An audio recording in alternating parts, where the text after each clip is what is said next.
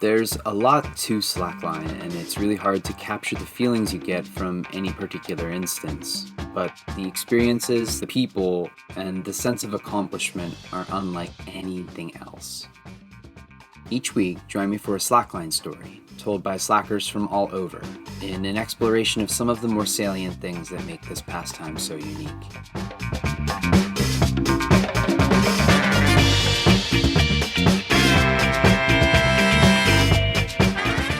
This first series is about rigging, since it's arguably one of the first things you learn how to do when slacklining. Whether it's a 2-inch ratchet or a padded frost knot in your backup webbing, rigging necessarily takes place before the actual slacklining, and sometimes takes longer than the slacklining itself.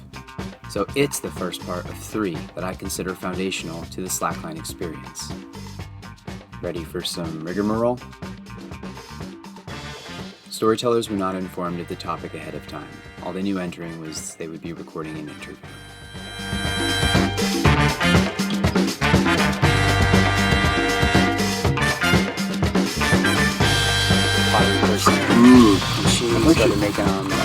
I saw these posted in the comment on Facebook. Did you? Yesterday. Yeah, her Instagram's Shape the Void. Somewhere between $30 to $50 depending on what you want her to do and the type of glaze. She's crazy talented. It's just unreal. What is your first name? My first name is Shane. Right now we're in Roosevelt Park in Albuquerque, New Mexico.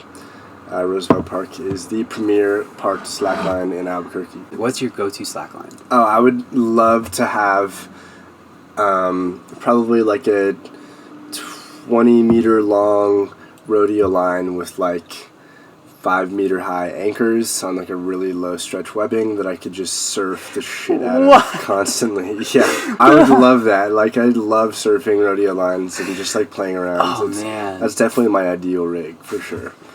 So I guess this story really begins the end of 2018. I had just gotten back from Lebanon. I was working with Crossing Lines as the project coordinator. I was running a psychosocial support program using slacklining and movement arts and mindfulness activities as a way to heal from trauma and to support social development and education and just teaching refugees just how to integrate healthy practices into their lives after there's been just so much imbalance from migration.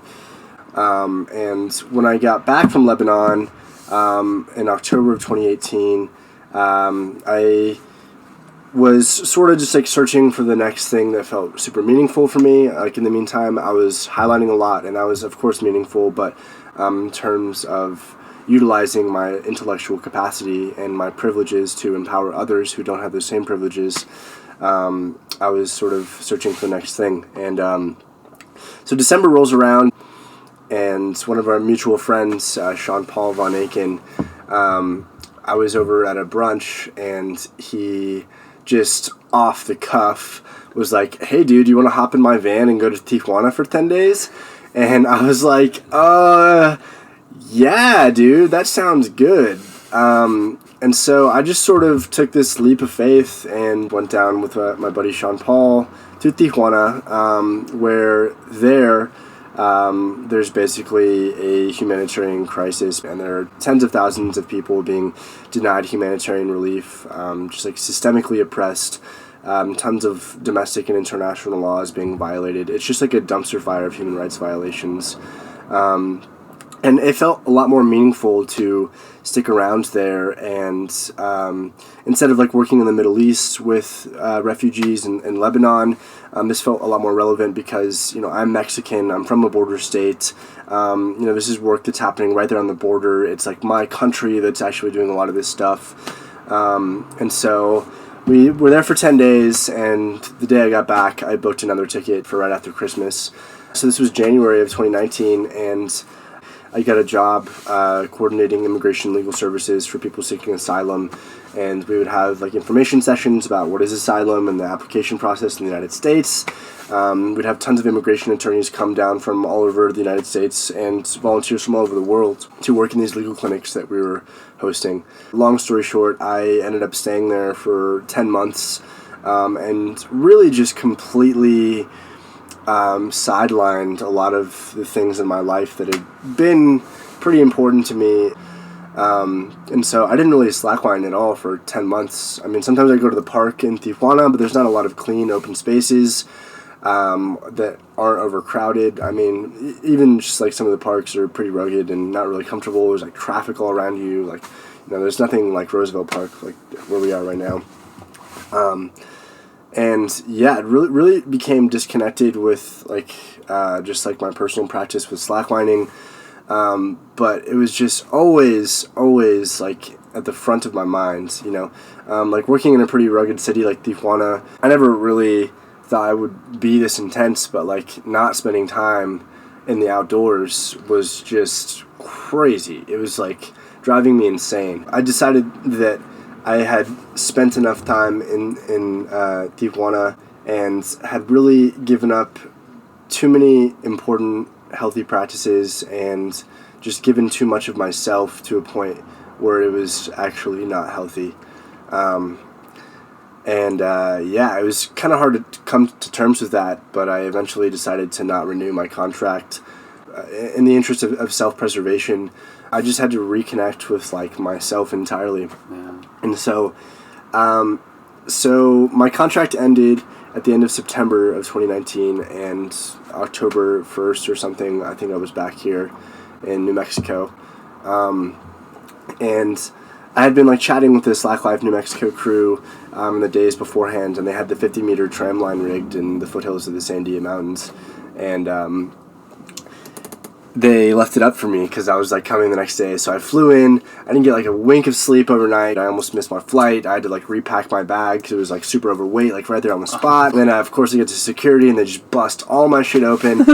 And I was like so stressed out. But then I got here and I got on the 50-meter line, and it was like pretty much the first experience I had all year on a high line, and it was just magic. Yeah. It was crazy that I was like able to reconnect with it so powerfully, and for it to still feel like so natural after so long. Like in some ways I think it was really helpful to take that time off because I had such a different perspective on it, but it felt so good. Like each step underfoot was like so soft. I felt like super confident. I didn't even feel scared. I was just like psyched. Clayton wasn't there. It was his rig, but he wasn't there when I got there, and I was highlining, and I remember I was like walking back into the anchor that you tie into, and he just like rolls up. I'm just like sitting there like super chill, just like jamming music. I was like, what's up, dude? And we hadn't seen each other in a super long time, and it was just awesome. And a couple days later, I'm just taking a sip of this awesome hot cocoa. But anyways, yeah, this was October, and so a couple days after we de-rigged the 50-meter line, me and Clayton were just hanging out. We were just like spitballing and super psyched and just like trying to think of the next line we could rig, because I mean I had tons of time. I just finished working. He had tons of time because he had just finished working.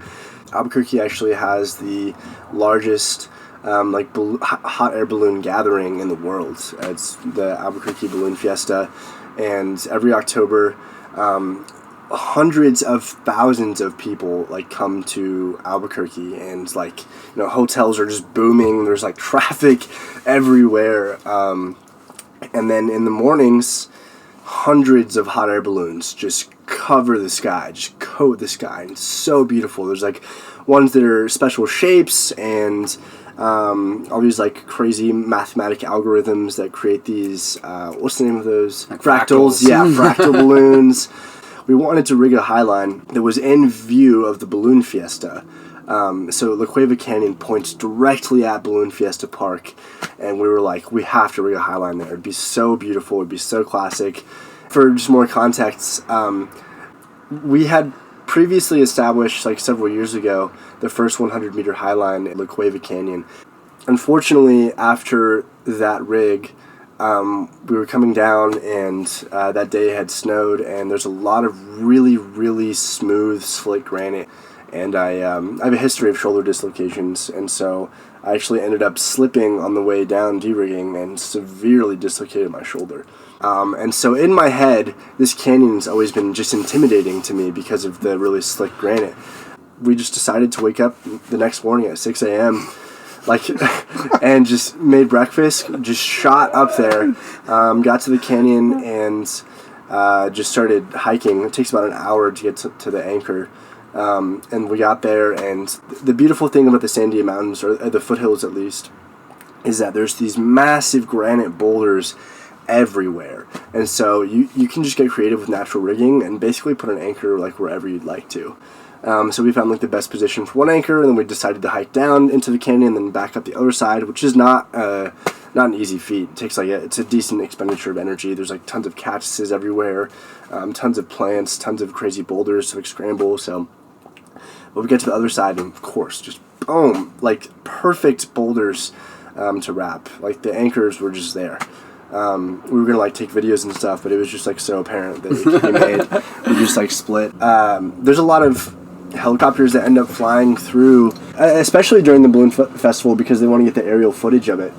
Albuquerque Search and Rescue has also had a history of flying through La Cueva Canyon like quite low in the past for rescue operations. And so while we were scouting the anchors that day, we got the coordinates for the High Line and anchors and how long it was. It was 190 meters long, about 80 meters high, and we got a hold of the Sheriff's Department, and they connected us with Search and Rescue, and we emailed the coordinates, and we had a chat with them. But they were psyched. And he was like, "What are you rigging, like some type of Highline or something?" And Clayton was like, "Yeah." He was like, "Sick." So that was basically our green light right there. And so that night we patched the rig. We retaped his 500 meters of Feather Pro, and we put caution tape on it so we can mark it for aircraft. And the next day he had to work, unfortunately, but me and a couple other friends, Josiah and Dominic, ended up hiking all the gear into the canyon and tagged the line, so that way we could just go there the next day, and Clayton could rig one side and I could rig the other.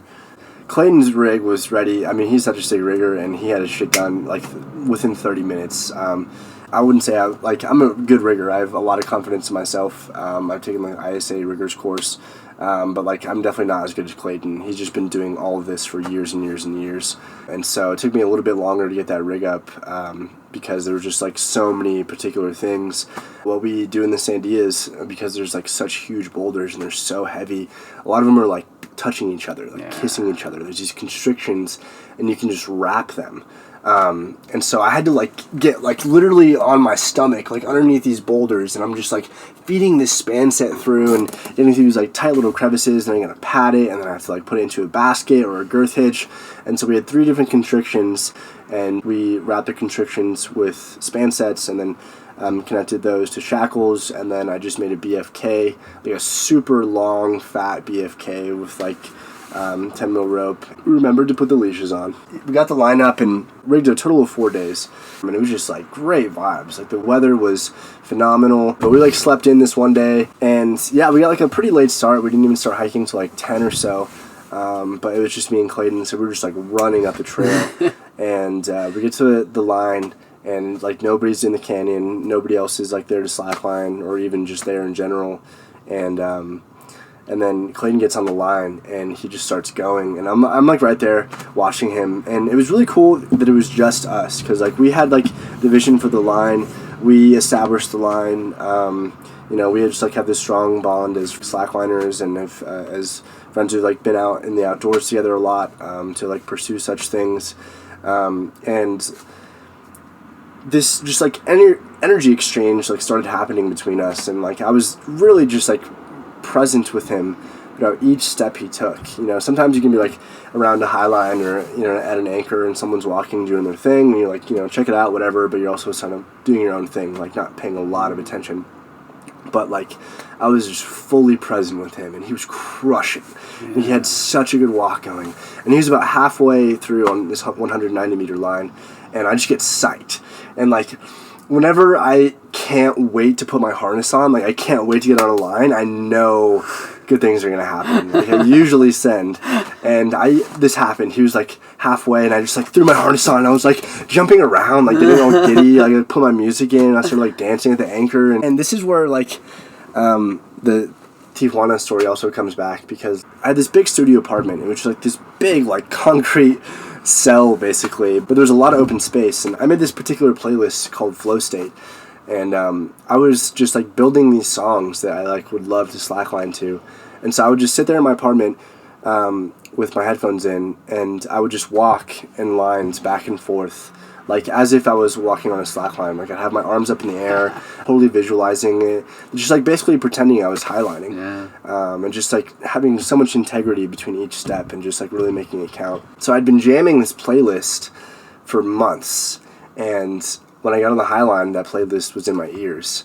And just like, I feel like all this visualization that I had been putting forth for months and months just like came to fruition, like right there. I was like waiting for that time. And as I was walking, I was like, this is it. Like, this is what I flipped my life upside down for, to like come back to New Mexico and like be reconnected with this. Like, I feel good. I feel healthy. I feel confident. Like, this is it right here.